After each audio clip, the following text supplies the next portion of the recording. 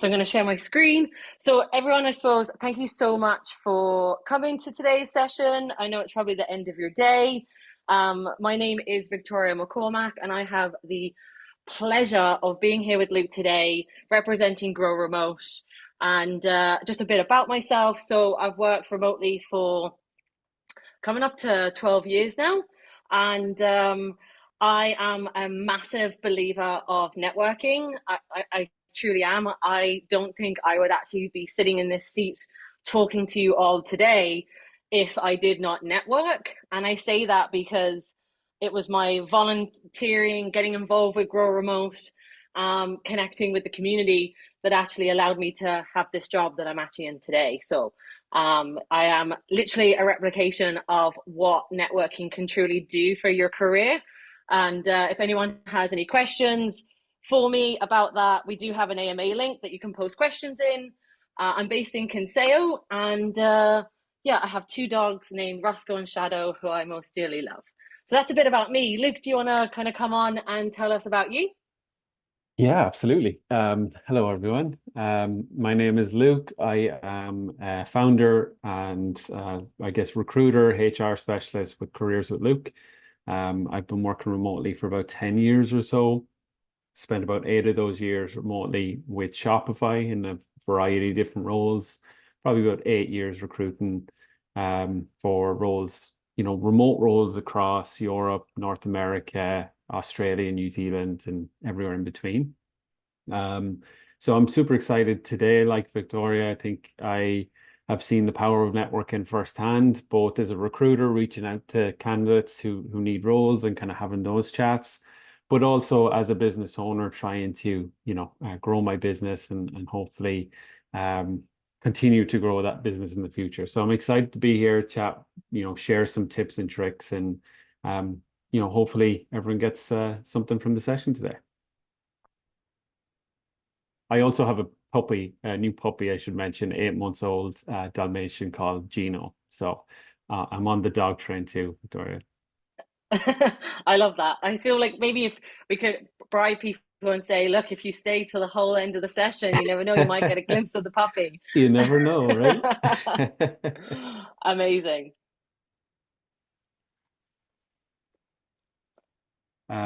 Okay, cool. So I guess I can jump in and then we can kind of go back and forth. But basically, what I want to cover today is just the perception of networking and maybe kind of open up that conversation a bit more. It doesn't come naturally to everybody. So I just want to acknowledge that.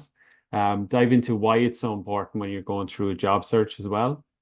And some tips and tricks on how to network effectively. I'll focus a lot on kind of LinkedIn and online, and then Victoria's going to come in and tell us about some of the great stuff Grow Remote is doing and some tips for networking in person as well.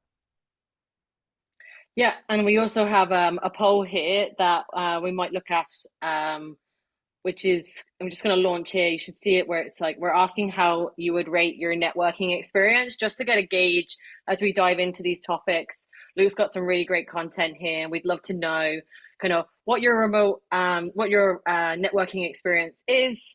And from that, there's a few other questions there that just kind of gives us a bit of context to be able to provide you the best tailored content throughout this. It's anonymous, so don't worry if about the information you're giving. It's just for us to take that context to provide the most value. So just for your eyes, Luke, we've got about 67% who are intermediate, some experienced, but still learning. We've got one expert in the room, so I'm like very curious about the expert, and maybe you can teach us some things. We've got 7% are advanced, so they're confident in networking, and we've got 29% that are just starting out. So a variation of skill, but looks like we've got some great content that are really going to hit that note. So, and then for the primary goal networking, it's 50% are job opportunities. That's the one that kind of stands out the most. It's the big one for sure. Yeah. Makes And then sense. you've got full-time employee, and then which is 47%, and then 37% are actually unemployed or seeking employment. Awesome. So yeah, looks like we're gonna give lots of people some great resources today, which is great.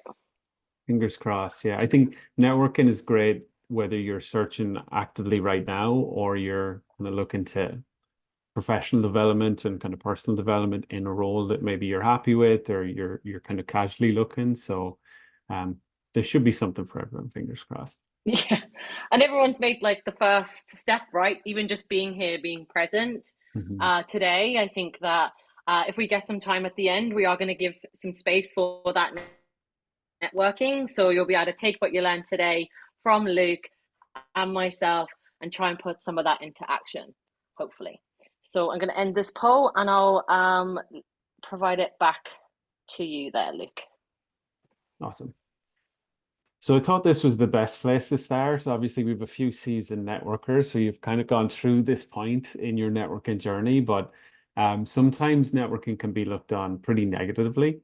So much so that if we flip onto the next slide, I read this recently and thought it was super interesting. There was a study done by the Harvard Business Review, and basically the study had about 300 adults or so from various professions. One half was asked to write about professional networking experience for, professional development. The other was more on the social side, so just kind of connecting with friends. And they were asked to fill in these word fragments after doing that writing exercise. And you can see the people who were recalling professional networking filled in with words like wash, shower, and soap. So it definitely had a bit of a negative connotation there versus the people who were doing it for a more social interaction. And I think that the main thing here is if it feels a bit uncomfortable at the start, it's kind of a natural thing to feel. But as we go through the rest of this kind of presentation today, and hopefully as you dive into your own networking journey, you'll be able to see that there's there's a negative connotation, but if you flip how you view it and don't view it as sort of, I guess, slimy, for want of a better word, you can definitely see the benefits of it, not just personally, but for your network and for your community as well. So we can jump forward there. So after that, you're probably asking why it's important to do. And I just wanted to provide some context from anecdotally from my own career as a recruiter, and then also some facts that might help those of us here who are more data driven or data orientated. So ultimately, as I say in the next slide, the goal of networking or the kind of impact of networking is to increase your visibility. This is especially important if you are looking for work at the minute. You'll by effective networking, you'll show up in more recruiter searches, more hiring manager searches, and that kind of thing. It improves access to job opportunities, which we'll talk a bit about in a few slides as well. And it creates relationships. And I think this is the key point, or one of the key points to drive home today is networking isn't really a short-term fix, right? And if you look at it very transactionally, it can feel like you're kind of just looking out for yourself. Whereas if you try and focus on developing long-term relationships, that's where you get the most benefit out of all the networking effort. And ultimately as well, it's a source of helpful information, feedback, and advice, which can help not only to identify job opportunities and potential jobs to apply for, but can help you in interview processes by getting context of a different company or role before you actually go into the interview as well. So we'll jump into the stats because I like stats myself, and I thought these were interesting ones. So the next couple of slides are from Robertson College, from a data point of view. So I was blown away by this number. Almost 90% of hiring managers, 89% said that referrals were an important part of the hiring process. You know, when you're looking to fill a role, you want to find someone who can do the role, but also that you trust. And a referral from a hiring manager point of view is a great kind of, thumbs up for anyone applying and can help kind of navigate through the noise of hundreds and hundreds of applications. So I'm not 100% surprised on this, but it is quite a large number, and it's really interesting and just re-emphasizes the point of how important these networks and these kind of connections you make can be. The next one is more related to LinkedIn users and job seekers. and 73% of people reported to being hired due to an introduction from their network. So again, just re-emphasizes the point that if you do put in the time and energy into growing and cultivating a network, over 70% of people have seen that result in getting hired, which is pretty incredible too. And this last one is from CNBC. Over 50% of jobs are not published publicly or available on public job search sites. I've seen this number vary from up to 80% to 60% to 50% on the dot. What I can tell you for sure is that there's a large number of jobs that aren't being posted. They could be not posted for a variety of different reasons. Maybe it's a confidential search, maybe it's a super senior search. Maybe the company is more of a startup company and they don't want to invest in posting a role in any of these job sites. But all that to say, you're missing out on a large opportunity to find some great jobs if you don't spend time networking as well.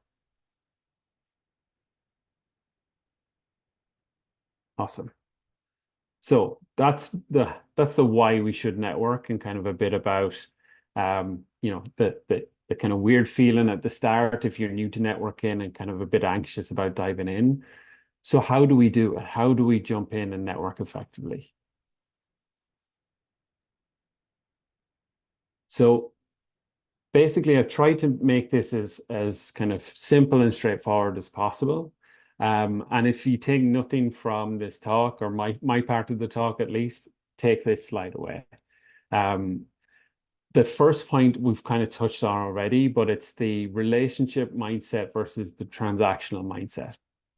And where networking can feel a bit kind of self-involved or self-aggrandizing, I should say, is when you look at it as, I want to get everything I can from this interaction. I don't really care if the other person gets anything from it. That's not a good way to start any relationship, never mind a business relationship or a business partnership. So you should think of it more as, this is an opportunity to meet somebody, to build a long-lasting connection and build a relationship that will benefit both of us in the long run. There were studies done by the Harvard Business Review on the focus on personal benefits of networking versus the collective benefits of networking. And in this study, they kind of control environment of over 100 lawyers at a US law firm. Half of the lawyers were to focus on the personal benefits of networking. I'm going to get that promotion. I'm going to earn more money, that type of thing. And the other half were to focus on the collective benefits. I'm going to help my team. I'm going to help my company. I'm going to help my clients. And what they found was the people who focused on the collective as opposed to the very personal benefits stuck at it longer. So they kept going on their networking efforts. They felt more authentic and better at networking in and of itself. And they actually reported to have increased earnings, funny enough. So the fact that they felt better about it, they stayed at it, resulted in them being more successful at their job, because they were able to attract more business and kind of ultimately earn more money as well. So I think if you're struggling with, I'm kind of more introverted, or I don't like the term networking, focus on how it can impact both parties in the networking side of things, but also how it could impact, from my point of view, my clients. As I make more connections, I have more opportunity to share great jobs or share great advice that I hear. It could be, that I can support my family as I do more networking. So find a kind of collective purpose, and it'll help you be more consistent with the networking side as well. The next two are pretty straightforward, but I think they're super important to remember as well. And especially through the ask questions and listen when you are in a job hunt, because sometimes it can be super anxious. Maybe you're in the market for a while. Maybe you're applying for hundreds and hundreds of roles, or reaching out to hundreds and hundreds of people already, and you finally get somebody on a call. And it can be very tempting to look at that as an opportunity to just pitch yourself, your skills, and talk about how amazing you are and how great you would be for the role that they're hiring for, and spend all of that time kind of focusing on that. If it's in an interview setting, that's of course okay, because that's what interviews are for, and that's kind of the nature of them. But if it's more of a kind of introduction call, sort of a call to learn more about the job opportunity and a more casual conversation, you need to take a breath and use that time to learn as much as possible about the job, about the company, about the person you're talking to too. If they're a hiring manager, what makes them tick? What are they looking for? How do they like to work? If you take the time and listen, they will leave that conversation with a more positive reflection on you as an individual and as a candidate, but also you will learn some insider kind of information from taking the time to ask them questions that you can really leverage to your advantage in an interview setting as well at a later date. Hopefully you get passed through and kind of get into that interview stage too. And then the final point is just to set clear goals. I think a lot of people when they're starting, and I was the same, I definitely jumped in and kind of winged it as I went and kind of didn't prep before I had conversations or went to networking events. And I think that can be a mistake because it can result in you feeling like you don't have anything to talk about or talking about everything too much and rambling a lot in your interactions. I got laid off last year when I was working with Shopify. And what I did was establish clear goals to help me build my network. So they were pretty simple. They were the 5 by 5 by 5 framework, I called it. So it was reach out to 5 new people in my network. So reach out on LinkedIn or somewhere else to connect with 5 people that I wouldn't have connected with before. It was reach out to 5 people in my existing network. So people I worked with in the past or people that I knew in my personal life and just meet them for a coffee and kind of have a chat and see what they're doing and ultimately how I could help them. And then finally, it was 5 interactions, be it posting myself on LinkedIn, be it liking, sharing, or commenting on other people's posts. All of that helped me be consistent. It's not going to take a huge amount of your day or a huge amount of your week if you keep it simple like that. But if you do it over time, you'll grow a really engaged and a really impactful network that can help you on the job hunt as well.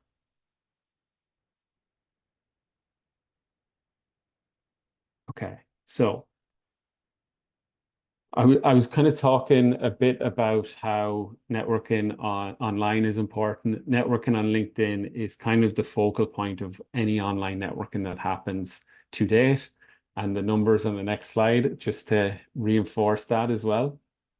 So you might have seen this if you're at my our previous talk with Grow Remote, but these numbers are kind of crazy, and it's why everyone keeps talking about LinkedIn, LinkedIn, LinkedIn for different jobs, especially if you're on the job hunt.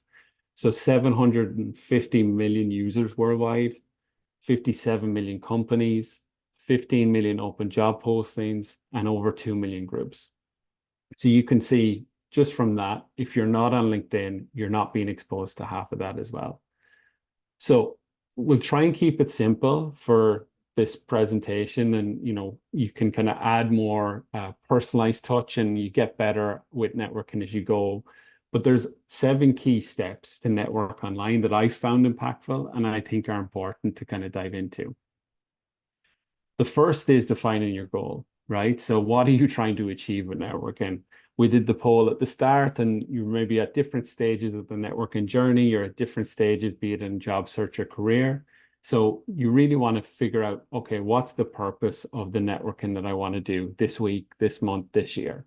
Some of you, it might be the job search, like we've mentioned. Some might just be connecting with peers and kind of reinforcing that connection.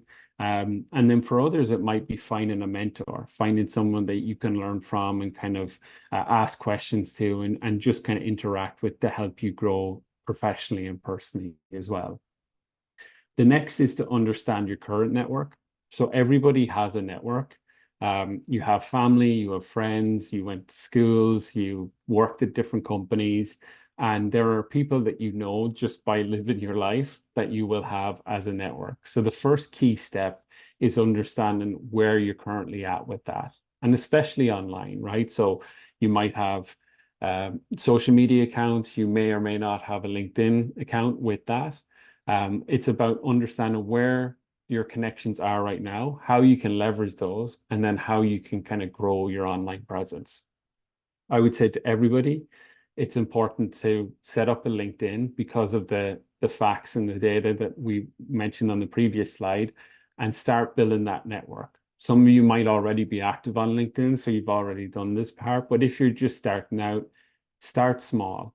Add those people that you know, add your family, friends, classmates, teammates, that kind of thing. And then you'll start growing a pretty solid foundation of a network. After you do that step, it's about connecting with friendly outsiders, I call them. So those are people who maybe aren't in your immediate network, but would be very open to you reaching out to connect with. Think of co-workers that you maybe worked with in the same company, but didn't interact with on a daily basis. Think of people who are maybe friends of friends that are in an industry that you think is interesting or you want to learn more about. Think of, for example, recruiters, headhunters who are looking to hire in a specific industry or specific area.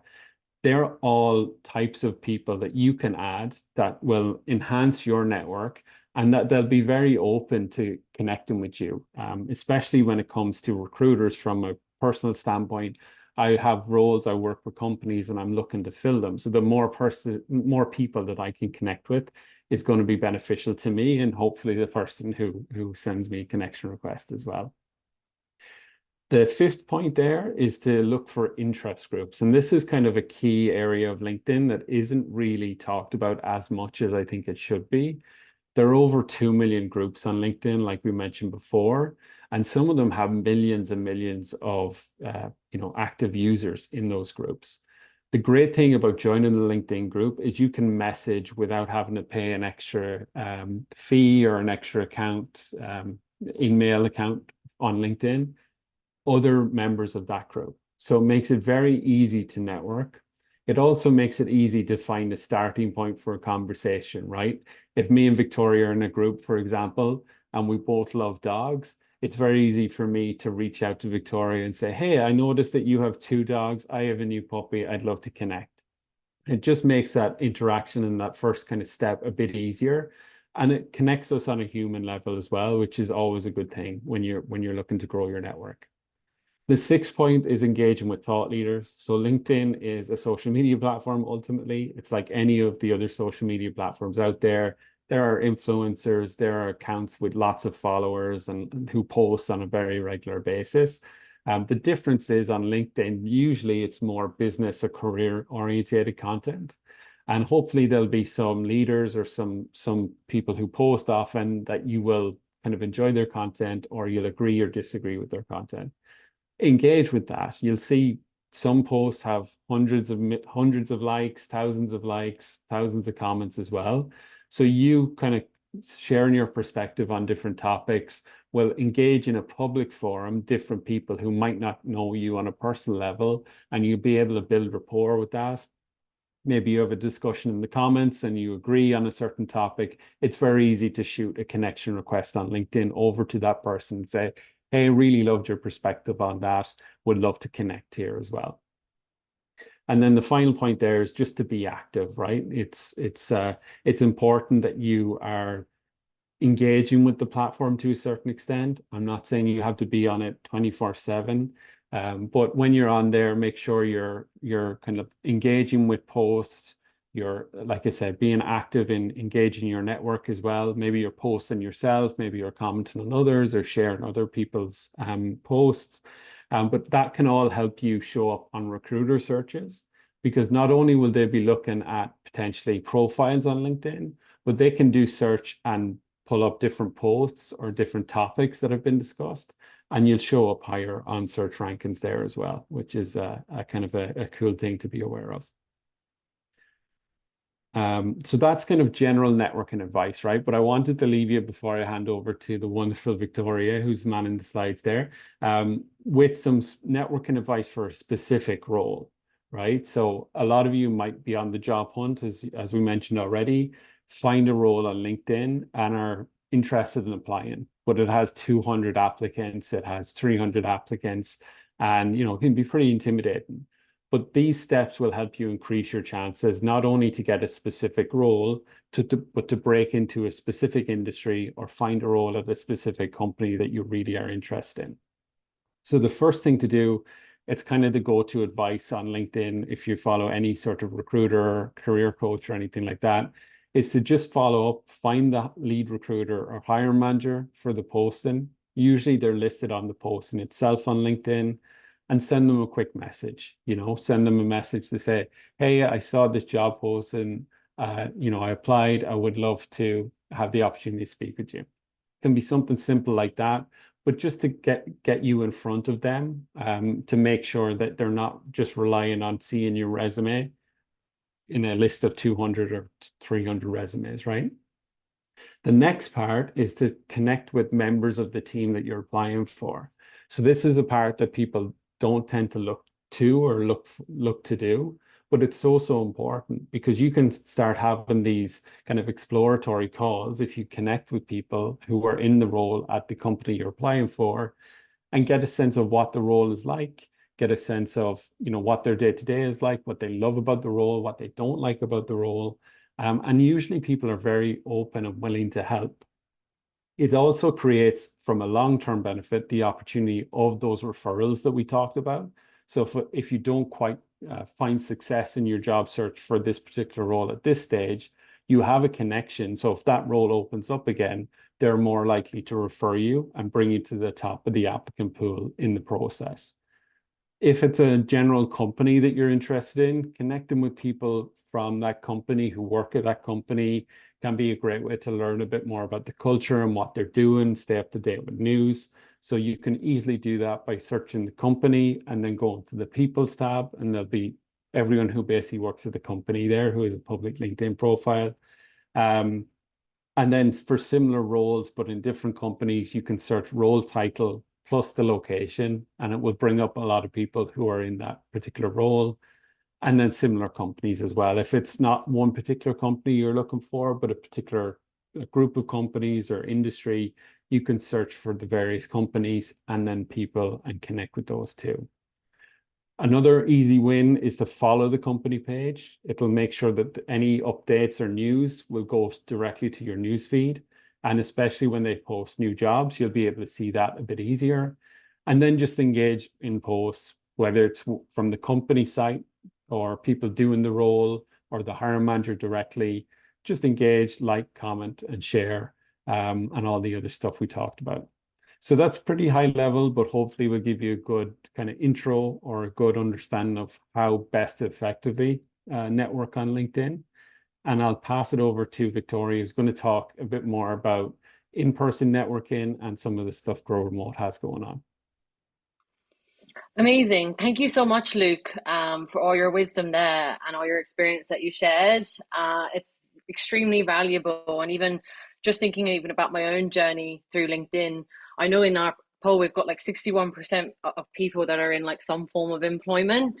And just like even before this session started, we were talking about how maybe we didn't leverage LinkedIn as well when we were fully employed versus now being like business owners. And I'm just curious, like being a hiring manager, looking at through LinkedIn, you kind of see probably like your LinkedIn is like your personal brand. What things can people do to like elevate that personal brand just for themselves, for like someone like yourself who has been that hiring manager? Yeah, great question. I think there's like a few different things you can do, but what I would say is to make sure that you have a specific role or kind of career in mind and work backwards from there. So you can look at different keywords potentially that are used in job postings that you're applying for, and make sure you're including them on in your headline, in your LinkedIn, on your summary, and in the experience section as well. There's a lot of different kind of tips and tricks that are online, but ultimately it's kind of like building a resume, right? You want to make sure that your highlights are included, that you're reinforcing anything that you claim with data points where possible, but making sure that you follow the right company pages, that you're being active, you have a profile picture, some of the basic stuff we talked about in the past as well.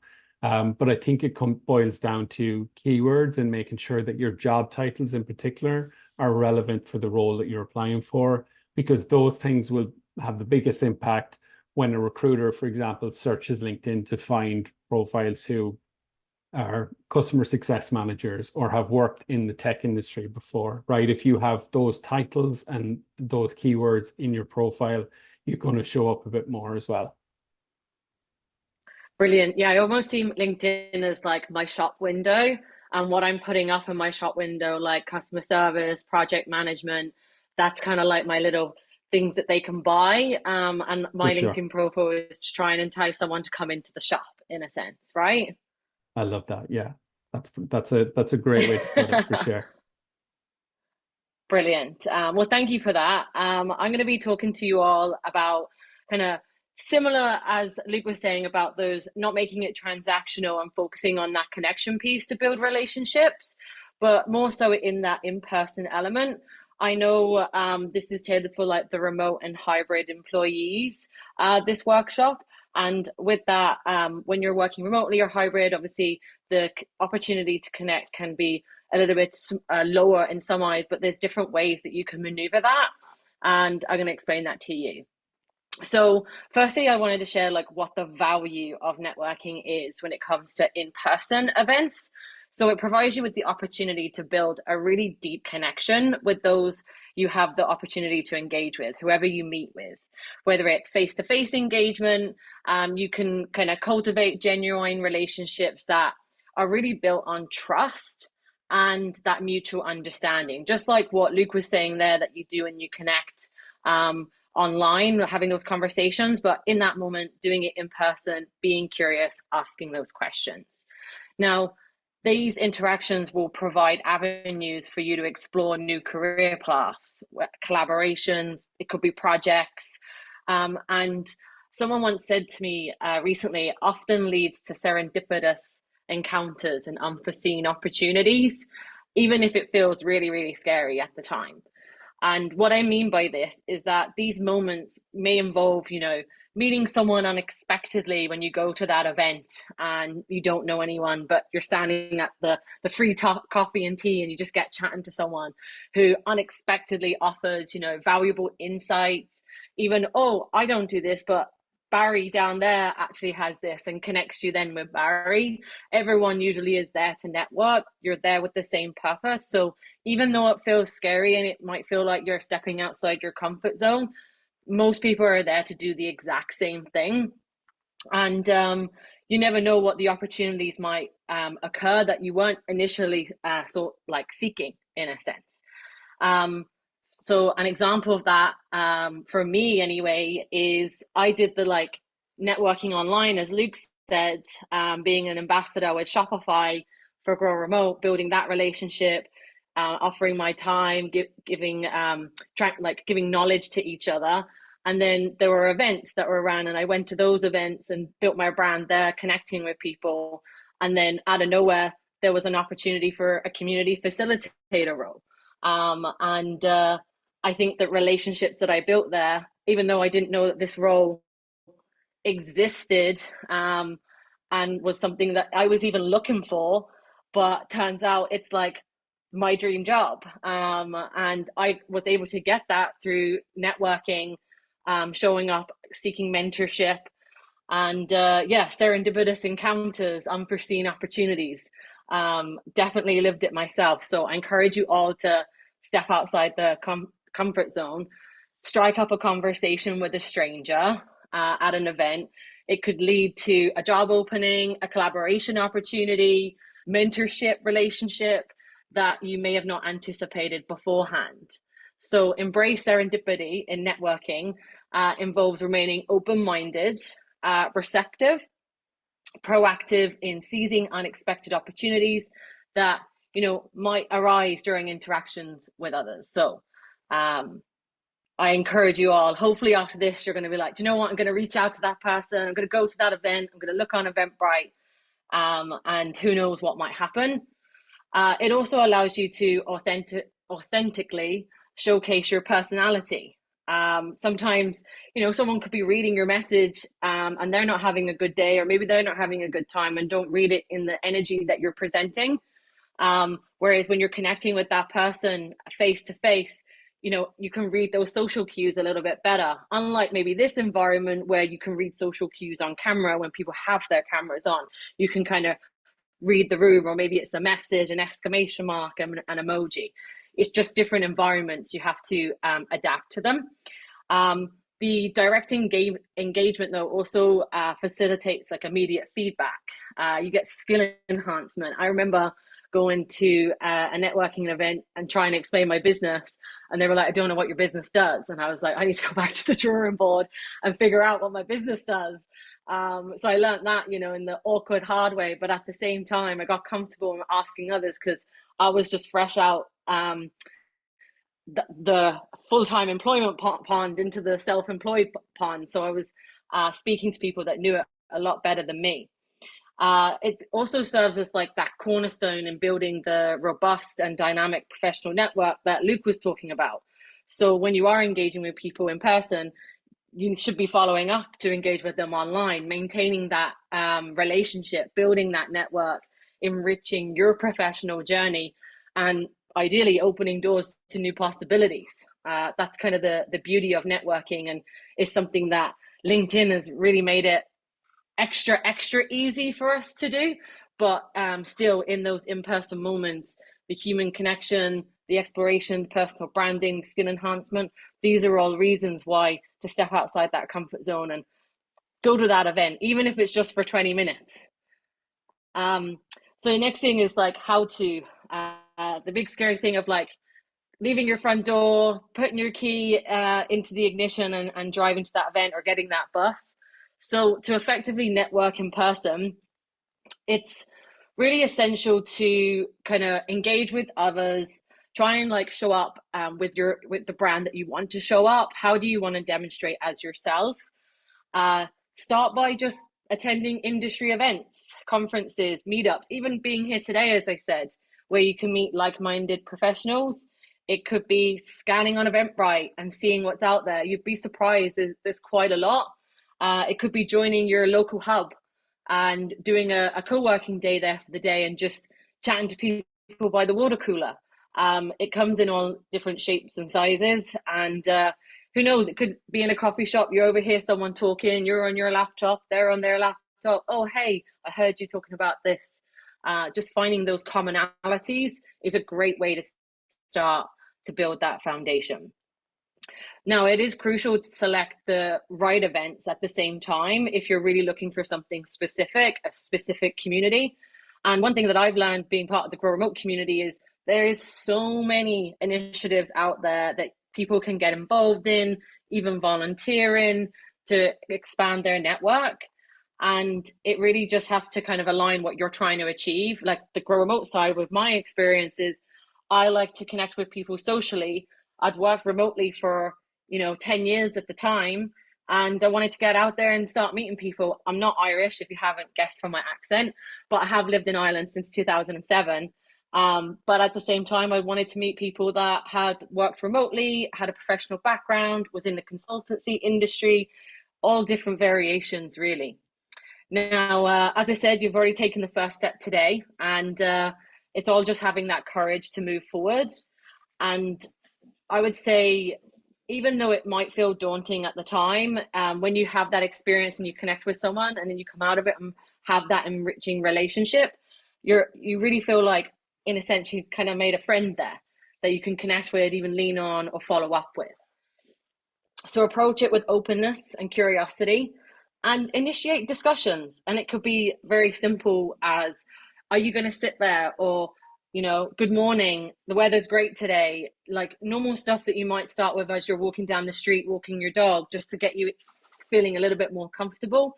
Maybe it's like, oh, have you been to a CIPD event before? Oh, no, I haven't. Or I have. What's your experience been like? It's my first time. And just kind of being open and honest. You'd be surprised. Like there's a lot of nice people out there that I've learned anyway. Then there's actively listen, as as Luke was saying, I think I saw as well, you Riss, we have two ears and one mouth. So we're here to listen more than we are to talk, which I loved, as it allows you to understand like the needs and interests of the people you're engaging with. You don't need to be the loudest person in the room when speaking with others. So just show a genuine interest in their experiences and perspectives, as this kind of builds trust. It fosters the relationship. And when you're doing that, make sure before you part ways, here's my business card, or here's my LinkedIn. I know there's a lot of digital link, like business cards you can get, and you can have a QR code on it and it scans and it goes to your LinkedIn. These are like nice little touches you can have to maintain the relationship. But go back to your roots. Sometimes it's a pen and paper, sometimes it's opening notes on your phone. And my advice is, when you ask someone for the email address, it can get noisy and you can't hear them, and then you take it down wrong. Give them the phone or the pen, let them write it down themselves, because otherwise you might write it down incorrectly, and then you're like, oh, that was such a great connection and now I can't contact that person. Don't hesitate to offer value to others. So if it's something that they're posting or something they mentioned in your conversation in person, follow up with an email and be like, oh, I saw this. It might be of interest to you, or I'd like to connect you with Luke. He's really good at this. And kind of continue to build that relationship. It will go a long way, and there will be relationships there that you make today that you may not leverage until 2 years' time. And you might not realize it until it happens. But just having those 5 minute, 10 minute, 15 minute conversations will make a lasting impact, especially if you build that connection and find those commonalities between one another. And then on that note, here's some pictures of Grow Remote events. And these are events that are run across the country. I think we had 26 events happen this quarter alone, all across the country, which is really exciting. As you can see, we did not pay people to smile. I just want to make that very clear. Everyone's happy faces is because they are happy. No payments were made. And we've done Last Friday drinks in Cork. We've done pottery classes in Galway, a brunch in Ennis, Last Friday drinks in Waterford, a brunch in Dungarvan, a grub and a hub in a pub in Skerries. That's a mouthful, but it definitely rings a bell. It stays in the mind. And these are spaces for remote workers to come together and not have that feeling of social isolation, but also to connect. Like maybe your company, maybe you're not happy in your company, or you want to try something different, and you want to speak to someone in another company or want to learn about another job. It's a great space to join and learn about other roles, and learn about different cultures, and even take knowledge for your own team, for example. Because I know when you work remotely, you might not be able to speak to your team. You may be the only person in Ireland. So it's really great to have people that are literally only living down the road, but all understand that the importance of connection, whether it's online or offline. And it will enrich your professional journey as well. We've seen people go on to like look for different roles, who are maybe come out of employment, recently been laid off, or even like someone's friends have been laid off, but they're the only person living in the likes of Sligo. And then they feel really down, but they don't feel comfortable talking about it with people in the company. But they've got this community that they can leverage and talk to help lift them up. It's a really empowering space to be in. And it's not stopping, it's only growing. And all these events aren't run by just myself or Dona or Erica that's here on the call, or the Grow Remote team. We'd certainly help, but they're actually run by volunteers, people like yourselves in this room who work remote and hybrid. And I want to give a shout out to, I know there's one or two people in this room that deliver on that. I can see Vicky Day here that supports the Waterford chapter, and gives back to those in her area, not just Waterford, but Dungarvan as well, because of the value it gives, not just herself, but the community. And thank you for that, Vicky.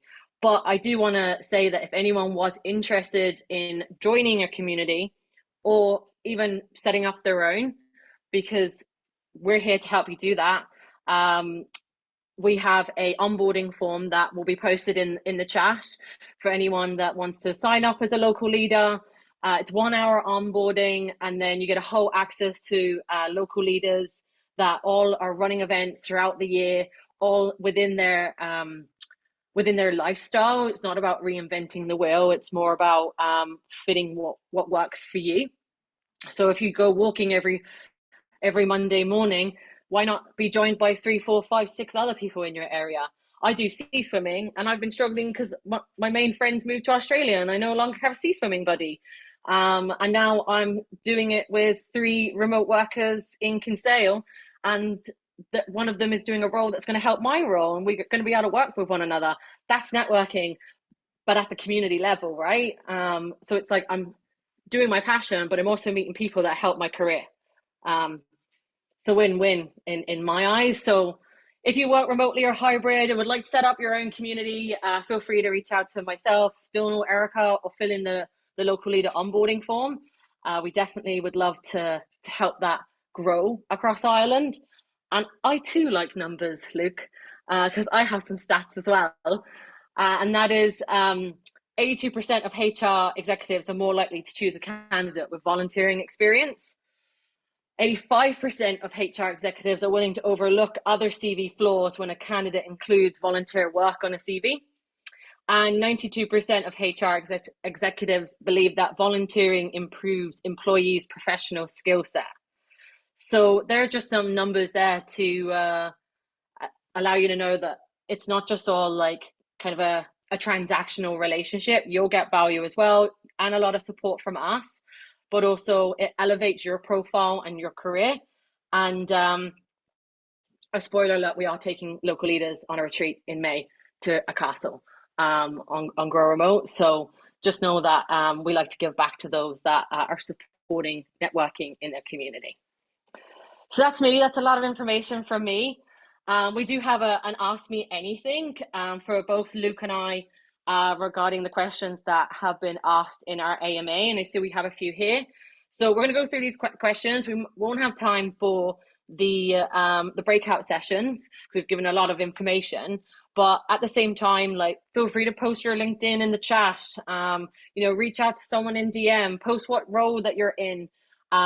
Along with your LinkedIn profile, and let people maybe see if there's a commonality for you to connect and take what we've done here today. And I encourage you to be proactive in that. Okay, cool. Luke, are you ready for some questions?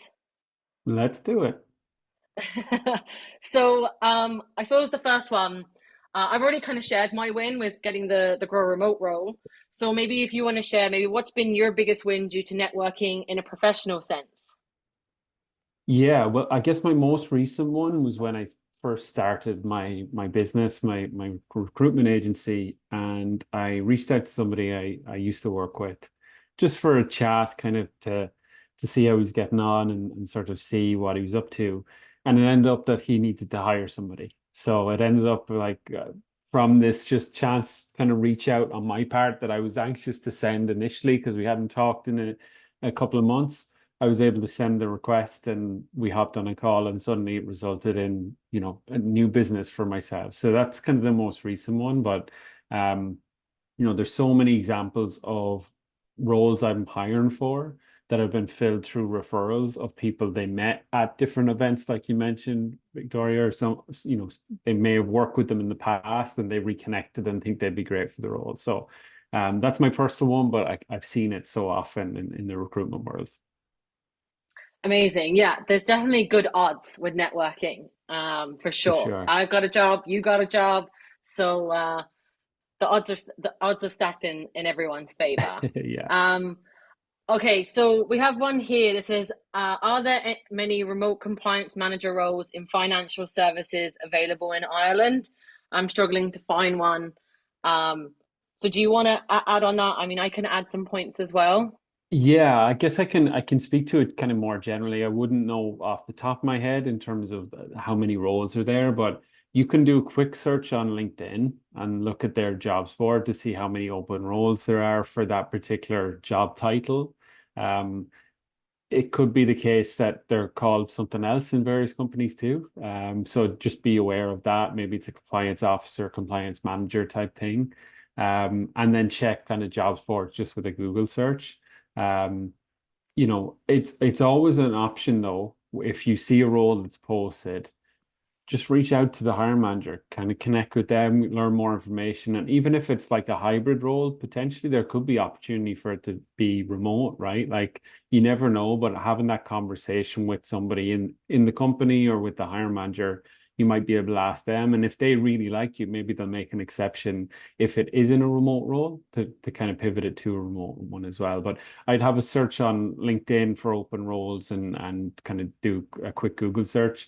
And even if there's hybrid ones, not to take that as, oh, there's no remote ones available, just to use that as a starting point for a conversation with someone to explore those opportunities further. Brilliant, thank you. And I know Donald's posted our careers resources a bit earlier, and they have like if you're looking for specifically a remote job, we have a like variety of jobs boards that tailors to remote work that you may not see these jobs posted on the likes of LinkedIn or Indeed or jobs.ie. So definitely take a look at those career resources. Now, the next question, I'm a teacher in further education. I'd like to get information regarding online or remote work and teaching.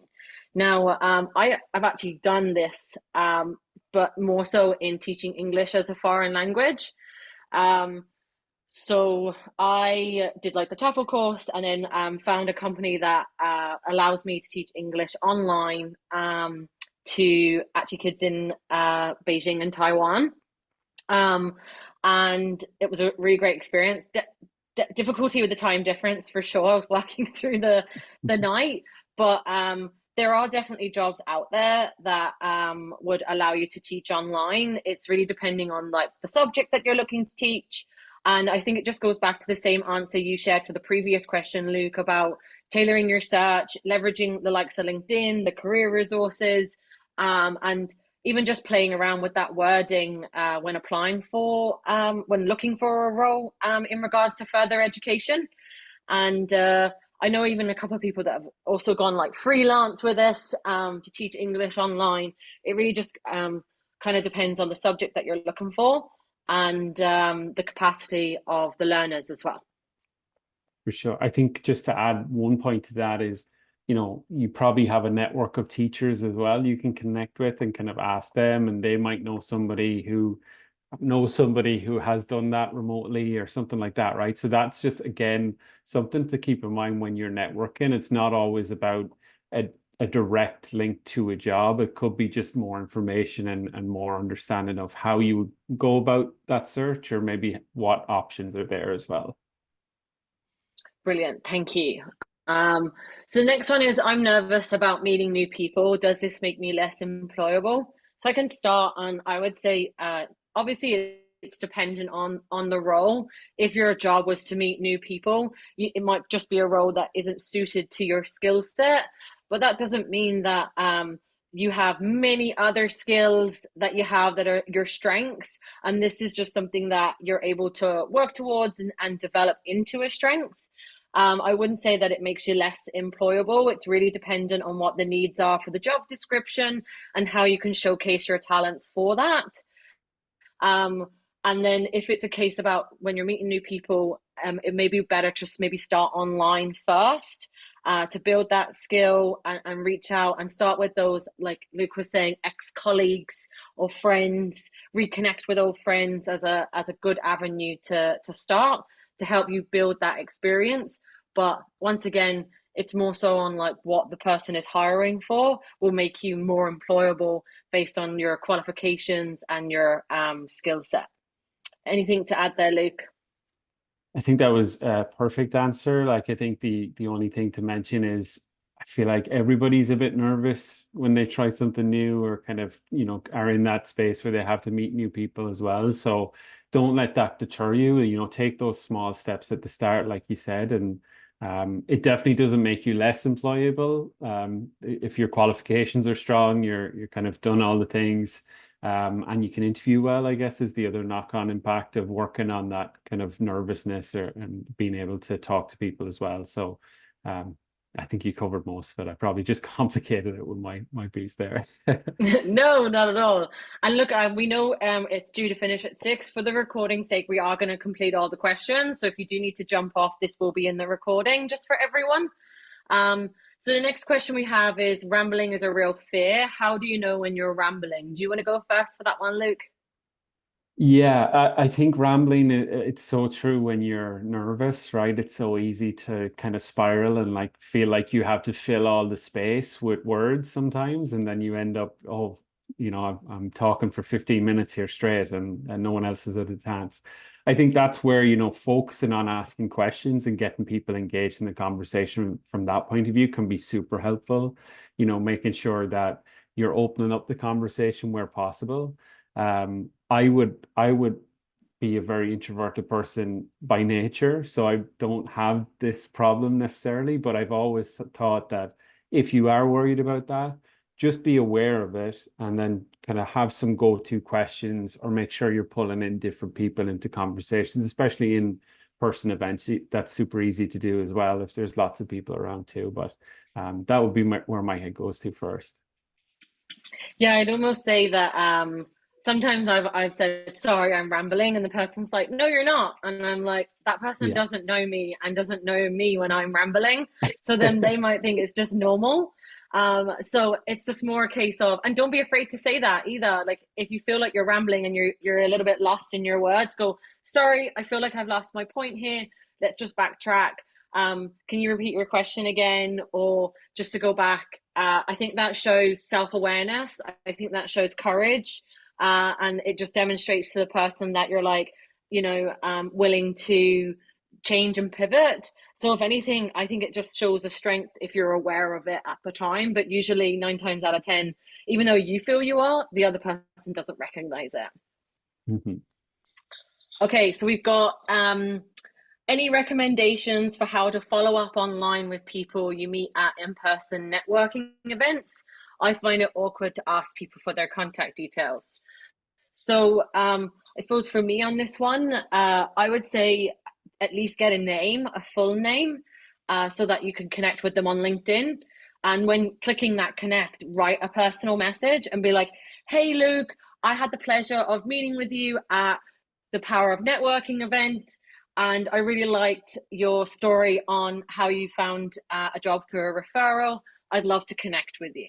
Um, I'd kind of make it personal, but you would need the person's information to follow up. So start with a name, and hopefully, if you're looking on their LinkedIn, they have a picture. Otherwise, I have gone into like stalker mode when I've tried to find someone and I've had their name and their company, and I've gone on their company website and I've managed to find them and then been able to lead on to something else. Sherlock Holmes style is what I'd say. But I don't really know how else you would do that. Do you have any suggestions, Luke? I think just that the thing to remember is if you're at a networking event or an event like that, everybody is there to, make connections in that way. So don't feel it doesn't. I completely understand the feeling of awkwardness, but don't build it up too much in your head. They're probably wanting to get your contact details as well. So feel free to ask. An email is a good way to just send a follow-up too, if that's easier than, so it could be awkward if you're asking for their Instagram or their phone number or something. But email, LinkedIn is probably a good way to go. And just try and understand that it might feel awkward, but they're there for the same reason you're there as well. Yeah, I've seen as well some events, and I've done it in the past that, like for GDPR, I'd ask like, "Would you like someone to be able to contact you?" And if they say yes, or they have an app, then you can go and find the Hmm. person if they've registered. So it really depends on the event and what different avenues they have for contacting. But there are, if that sort of stuff is available, you can ask the organizer. "Oh, I was talking to this person," but you're going to need some form of information or context to give them so that Yeah. they'll be able to go Sherlock Holmes and find the person's details. I love that. The Sherlock Holmes approach is definitely a good backup. Okay, so I've done lots of networking in the last 5 years, but I haven't seen any benefit. When does it pay off? Well, I suppose firstly, I'm really sorry to hear that during those 5 years you didn't see the value of networking. I would probably maybe encourage to look at like the spaces that you're networking in. Are they the right spaces for what you're looking for? And with those relationships, how is the conversation going? What is it that you're discussing? What's your goal? I know, Luke, you talked a lot about defining your goal. What is your goal? And are you sticking to that throughout? Because sometimes the energy of it all and the different environments, you can kind of lose track of your goal because you can get a little bit um, overwhelmed with, like, there could be a conference talk coming, there could be people chatting, there could be a lunch coming up, and it's hard to keep up. But I would say that leverage some of these resources that we've shared with you today. Keep going, and hopefully, with some of the different tools and tricks we've given you today, hopefully some of them are new, and you can apply those for the next networking event.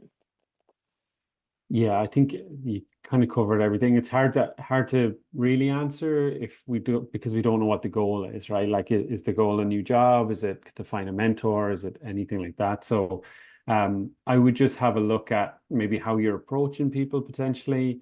Look at who you're approaching, what kind of companies or industries they work in. Are they in the right companies or industries? But I'm sorry to hear, 5 years. There's no timeline sometimes with networking. It kind of pays off when it pays off. But hopefully, if you keep doing the right things, you'll see that kind of goal come to fruition eventually. Great. So the next question we have, so three questions left. So is remote work the same as freelancing? So with regards to remote work, for me, like, remote work is basically that you're not bound by a location, so that your company is allowing you to work anywhere, any place. And there's a difference in regards to remote work versus working from home. There's a lot of challenges around the language when it comes to remote work, hybrid, remote first. There's so many different words that are used right now, and it is hard to kind of keep up.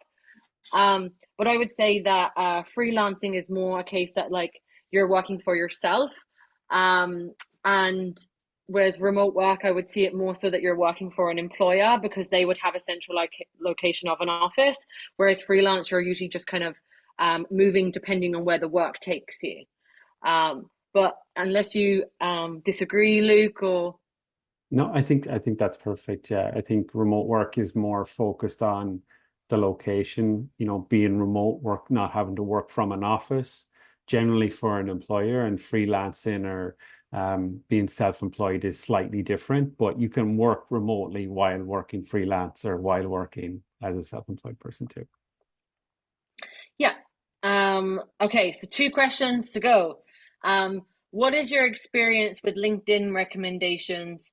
Do recruiters actually read them? I asked a few people, but I'm not sure if they are affected. I'll maybe have you lead with that one. Yeah, so I think they can help, but they're not essential for a strong profile, right? So don't be stressing out if you don't have any recommendations or haven't kind of got any reviews on LinkedIn. Um, Personally, it helps me as I've moved into kind of more self-employment to get reviews from clients I've worked with and from people I've helped. But when you're applying for roles, it's very low down on the list. Like, as a recruiter, I wouldn't check kind of the references or recommendations on LinkedIn to make a judgment on whether a person is passing through or not. It's much more about the content of the profile itself. Is it a match for the job that I'm looking to hire for? And kind of working backwards from there. But they can be useful, but I wouldn't stress out if you don't have them. Yeah, I'd agree. I think they're a new thing that's been brought in, and it isn't the most important thing. And it's more so, like, I almost see the recommendations is you have your personal brand, you're building that through your LinkedIn, you're posting, and it's just kind of like an added badge of maybe credibility in a Hmm. sense. But like, I think they're more of a new thing than something that people are looking at right now on a day in day out basis, because they can just pick up the phone these days and ring your reference, which is much more in a process than kind of looking at LinkedIn recommendations, because I suppose in a way anyone could write a LinkedIn recommendation, right? Yeah, pretty much. So, I mean, you have to define who you worked with and what the relationship was. But yeah, recruiters will generally check on references at the end of a process or near the end of a process. And like that, it's over a phone call or via kind of some email system that they have with specific things they want to understand about you, as opposed to general kind of recommendation, which sometimes they can be. Okay, so is networking through Grow Remote mainly for job opportunities, or do you socialize and make friends too? So it's actually primarily for socializing and making many, many friends. To be quite honest with you, the job opportunities is more something that happens indirectly. Our primary purpose is to bring people together, because when you work remotely and hybrid, you can sometimes feel that social isolation. So to combat that, create that sense of belonging, and you to feel more connected to your local area, these events are there to do that. So if anything, its primary purpose is to socialize. So if you haven't been to a Grow Remote event, I highly recommend it, and you can check the current events we have on Eventbrite. So I'll move to the last question, and we'll close up for questions. And the last one to see us home, Luke, is the open to work banner helpful in LinkedIn? I think this is more for you than it is for me anyway. For sure.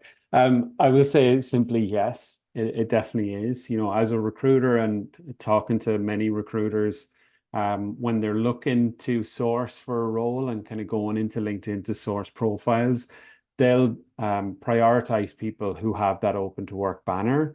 There's a number of different reasons for that, but one of the main ones is if they need to fill a role quickly and someone's open to work, there might be a better chance that they can be a good match for the position and fill it quickly.